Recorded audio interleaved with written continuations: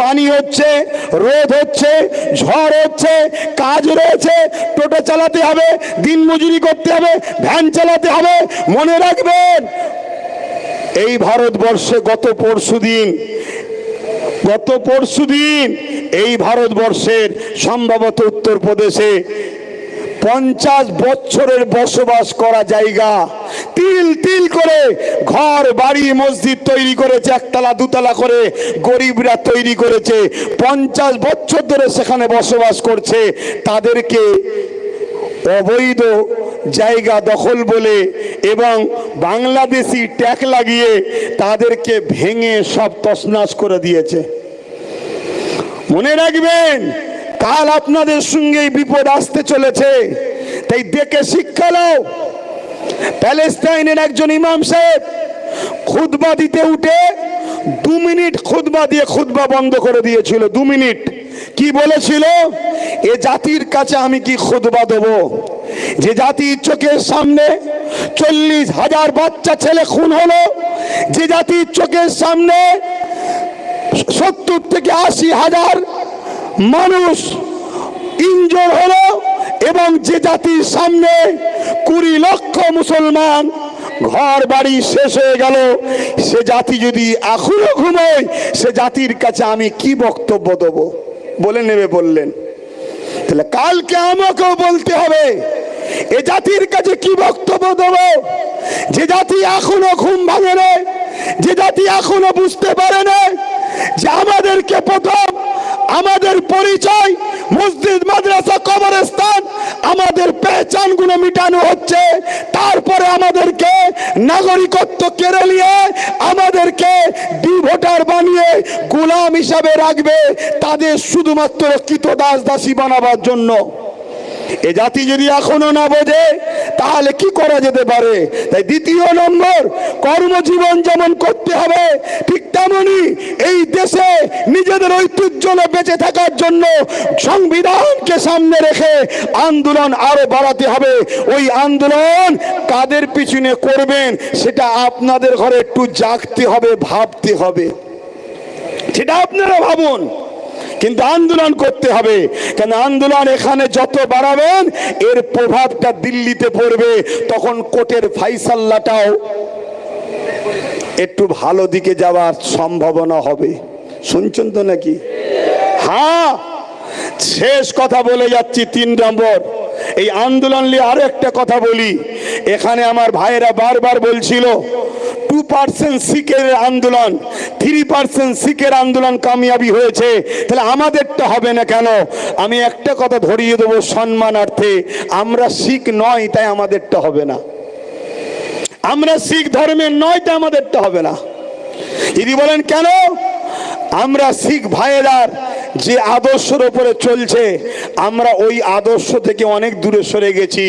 আজকে তারাও নীতি থেকে বিসর্জন হয়নি, আর আমরা মুহাম্মদ সাল্লাল্লাহু আলাইহি ওয়াসাল্লাম অনুসারী দাবি করছি ঠিকই, কিন্তু আমরা নীতি থেকে বিক্রি হয়ে গেছি।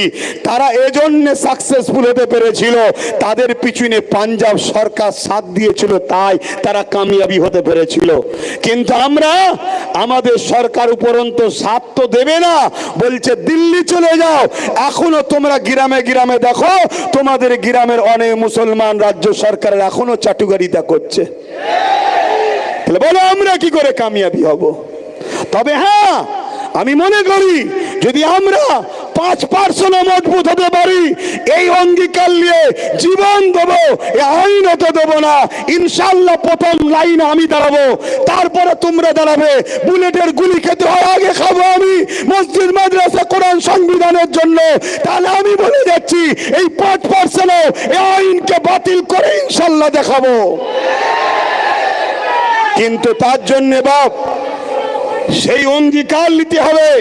ঝড় হলে ডাকলেও আসতে হবে, বাজ পড়লে ডাকলেও আসতে হবে, কাদা পানিতে ডাকলেও আসতে হবে, রোদে ডাকলেও আসতে হবে।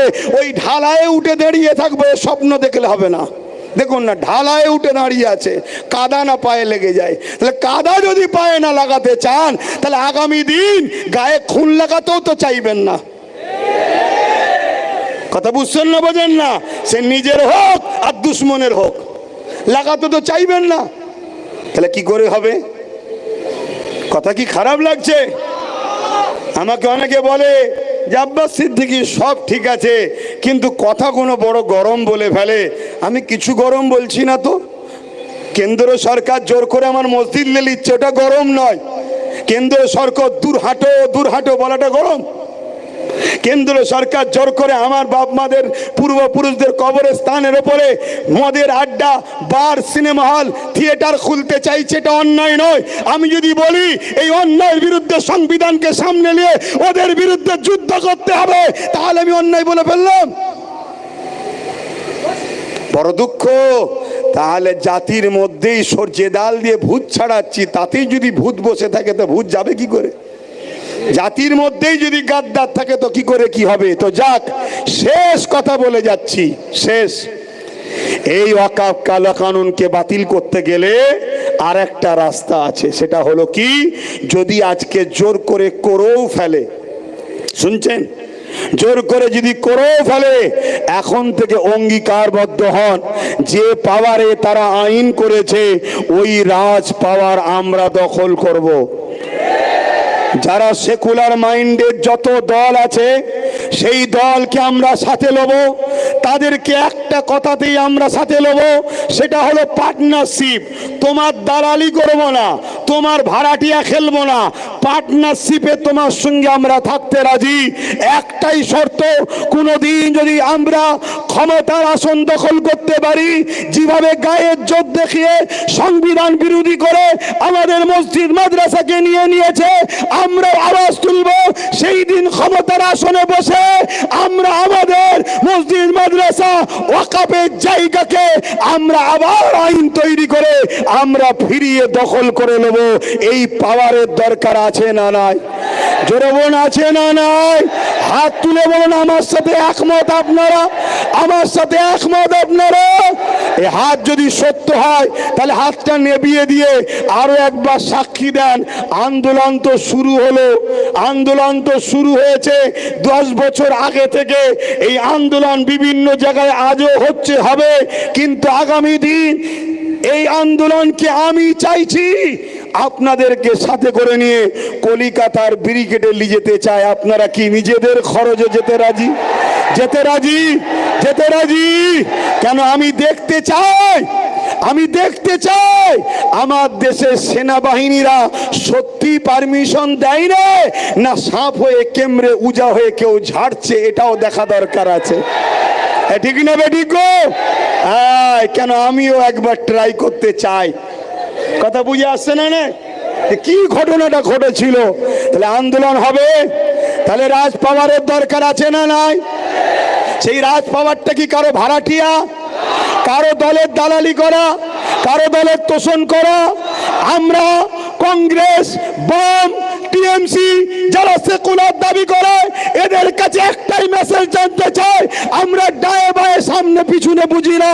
তোমরা যদি কেউ কথা দাও ভাগিদারিতে আসবে, এবং আগামী দিন আমরা যদি পুরো দেশ জুড়ে তাদের 10 বছর যেতে পারে, 15 বছর যেতে পারে, আমরা যেমন কেন্দ্র সরকার গায়ের জোর দেখিয়ে সংখ্যাগরিষ্ঠতা দেখিয়ে আমাদের ওয়াকফকে কেড়ে নিচ্ছে, সেদিন আমরা ওই ওয়াকফকে সংখ্যাগরিষ্ঠতা দেখিয়ে আমাদের জিনিস আবার আমরা ফিরিয়ে নেব।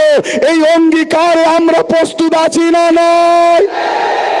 তাহলে 3টে অপশন দিলাম। নাম্বার 1 সুপ্রিম কোর্ট, নাম্বার 2 গণ আন্দোলন বাড়াতে হবে।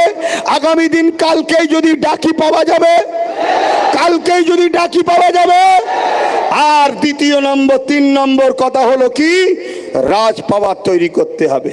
এখানে আর একটা কথা আপনাদের প্রচার করতে হবে কি, এই ওয়াকফ জায়গার উপরে কোনো যদি কর্পোরেট পুঁজিপতিরা কোন রকম যদি ডেভেলপমেন্ট করে, উন্নতি করে, কোটি কোটি টাকা খরচ করে আমাদের জায়গা দখল করলে যদি করে, আমরা যদি ক্ষমতায় আসতে পারি, সেই দিন কি করব, যার যা সম্পদ লাগিয়েছে সবটাই ওয়াকফের বলে গণ্য করা হবে।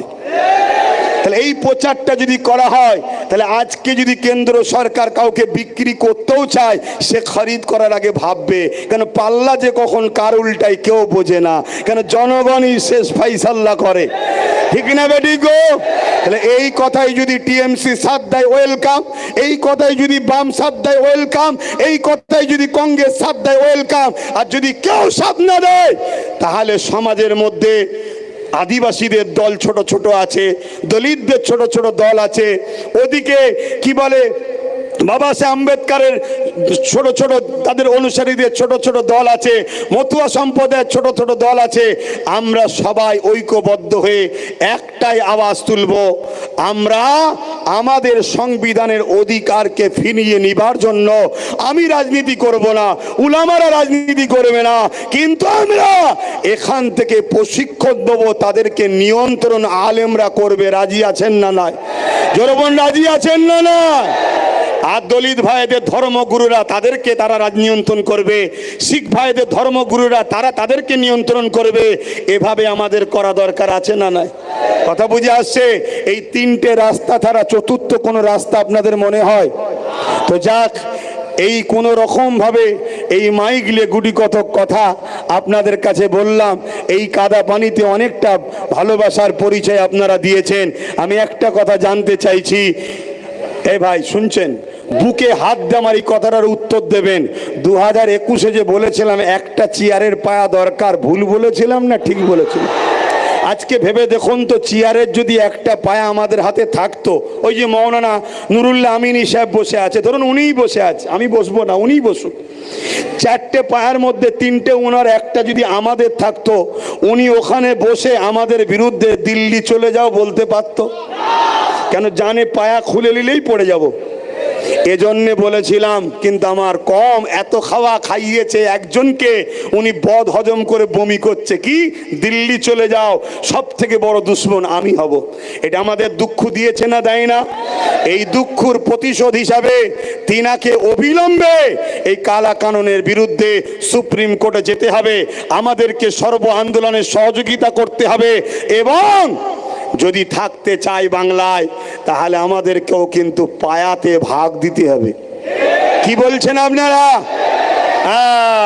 আর না হয় আমরাও সময় এলে বলবো আপনিও দিল্লি যান। কি বলতে পারবেন তো নাকি? এখন আরো একটা কথা বলছি, বুকে হাত দিয়ে বলুন, এই সময়ে নওশাদ সিদ্দিকী সুপ্রিম কোর্টে কেস করেছে না করেনি? আচ্ছা বলুন, ওর সাথে যদি আরো গোটা 30-40 থাকতো, আপনাদের কিছু ক্ষতি হতো না উপকার হতো?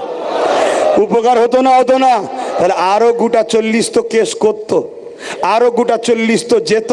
তবে আমি আপনাদেরকে সতর্ক একটা করে যাচ্ছি, সেটা হলো এটাই, শাসকেরই ছায়া তলে থাকা কিছু সমাজ বিরোধী যুবক ছেলের দ্বারা সোশ্যাল মিডিয়া ইসলাম ও নবীর বিরুদ্ধে পোস্ট করবে।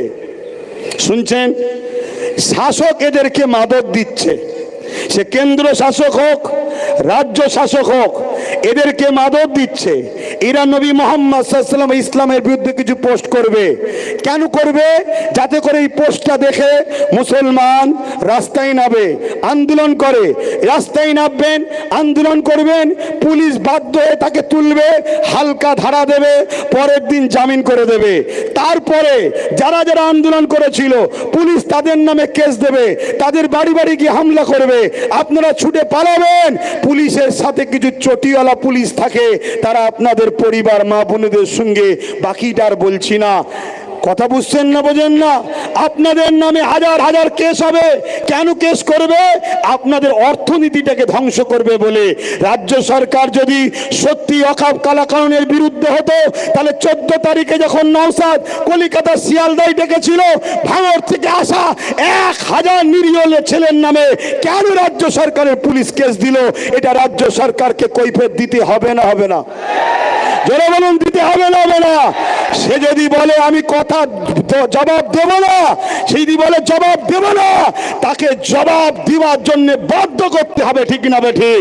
তোমায় জবাব দিতে হবে। দেবে না মানে তুমি যে সিংহাসনে বসে আছো ওটা কারো বাবাকালী সিংহাসন নয়, ওটা আইন। তোমাকে আমরা সবাই সাপোর্ট করে বসিয়েছি, সে আমি না করি, তোমরা তো করেছো।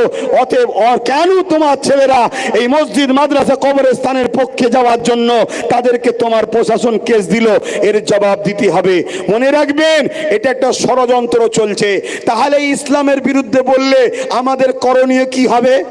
এটা প্রশ্ন তো নাকি? করণীয় হলে এটাই, আপনারা এলাকার উলামাদের ঘরে জানাবেন। শুনছেন? এলাকার আলেম উলামা ইমাম তাদেরকে জানাবেন। আলেম উলামা ইমামরা রেগে গেলে হবে না, একটা ইমানি দায়িত্ব আছে, করতে হবে। জানাবেন। ইমাম আলেম উলামারা কি করবে? ওই এলাকার এমএলএ সাহেব এমপি সাহেবের কাছে যাবে, 24 ঘন্টার মধ্যে ছেলেটা অ্যারেস্ট চাই, নাই আগামী দিন আপনার বিরুদ্ধে আমরা রাস্তায় নামবো। আলেমরা মসজিদে মসজিদে আপনার বিরুদ্ধে বলবো। এই দায়িত্ব উলামাদের হাতে ছাড়বেন। আপনারা রাস্তায় নামবেন না। আপনাদের ঘরে ফাঁসাতে চাইছে, আপনাদের ঘরে কেস দিতে চাইছে, আপনাদের ওই কেসে 5,000 10,000 করে জামিন যাবে, আপনাদেরকে তাড়া করার নামে প্রশাসনের সাথে চটি পড়া প্রশাসন যাবে। প্রশাসন কখনো খারাপ হতে পারে না, চটি পড়া যাবে। যারা বুঝতেই পাচ্ছেন শাসকের চাটুকারি করে, তারা গিয়ে আপনাদের মা বোনের উপরে জুলুম অত্যাচার করবে। বাকিটার খুলে বলছি না, আজানের জন্য প্রোগ্রাম এখানেই আমি সংক্ষেপ করছি। কথা যতটুকু বলতে পারলাম, আপনারা আশা রাখছি কথাকে মান্যতা দিয়ে চলবেন, তাই তো নাকি? মান্যতা দিয়ে চলবেন। আগামী দিন আবার ডাকলে পাশে পাবো, পাশে পাবো, পাশে পাবো। একটু স্লোগান দিতে দিতে যান। ভারতবর্ষ, ভারতবর্ষ, ভারতবর্ষের সংবিধান। হাত তুলে তুলে বলুন, ভারতবর্ষের সংবিধান, ভারতবর্ষ, ভারতবর্ষের সংবিধান, ভারতবর্ষের সর্বধর্মের মানুষের ঐক্য, ভারতবর্ষের সর্বধর্মের মানুষের ঐক্য। ওয়াকাফ কালা কানুন মানছি না, মানব না। ওয়াকাফ কালা কানুন মানছি না, মানব না। ভারতবর্ষ, ভারতবর্ষ নারী দিবস। আপনারা আস্তে আস্তে নিজ নিজ জায়গায় ফিরে যান, নিজ নিজ জায়গায় ফিরে যান। আজান দিলে নামাজের জন্য প্রস্তুত হন। আসসালামু আলাইকুম ওয়া রাহমাতুল্লাহি ওয়া বারাকাতুহু। কিন্তু যেতে যেতে মনে রাখবেন, আগামী দিন কিন্তু সর্বধর্মের মানুষেরা এক হতে চাইছে, আসতে চাইছে।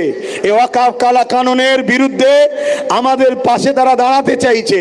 মনে থাকবে তো, যখন সর্বধর্মের মানুষ থাকবে সেখানে আন্দোলনটা সর্বধর্মের অনুযায়ী আমাদেরকে বিহেভ করতে হবে, এটাকে মাথায় রাখতে হবে। আসুন, আজ ফুরফুরা আহলে সুন্নাত ওয়াল জামাতের এই ডাকে আপনারা এসেছিলেন। আহলে সুন্নাত ওয়াল জামাতের পক্ষ থেকে আমি আপনাদেরই ভাই, আপনাদের সন্তান, আপনাদের সুস্থতা ও দীর্ঘায়ু কামনা করি এবং আপনাদের লড়াইয়ে আহলে সুন্নাত ওয়াল জামাতি যেমন চুচুড়ার মসজিদের তালা খুলে নামাজের আবাদ করেছে, ইনশাআল্লাহ আপনাদের লড়াই পশ্চিম বাংলা থেকে দিল্লি পর্যন্ত আওয়াজ যাবে, সুপ্রিম কোর্ট থেকে ইনশাআল্লাহ এর রায় যেন আল্লাহ বার করে যে ওয়াকাফ কালা কানুন বাতিল হচ্ছে বলে।